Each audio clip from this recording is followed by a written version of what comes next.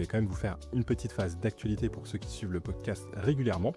Et je voulais justement vous parler de la nouvelle actualité qui arrive, qui est le nouveau navigateur de OpenAI, qui s'appelle Atlas et qui vient tout juste de sortir.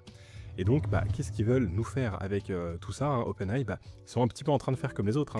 Chrome avait déjà fait sa version aussi d'un navigateur qui était connecté du coup avec Gemini.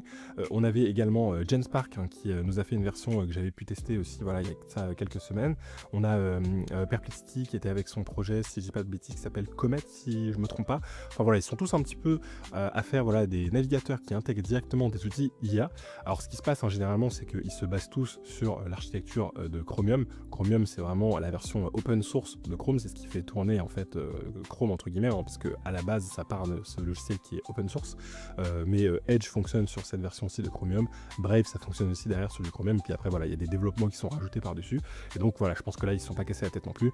Un navigateur internet c'est extrêmement compliqué à développer, donc on part pas de zéro, et donc là ils ont très probablement fait une petite adaptation du navigateur Chrome, donc c'est très probablement ça qui tourne derrière. Ça veut aussi dire que si vous avez des extensions Chrome, elles devraient être fonctionnelles sur ce nouveau navigateur.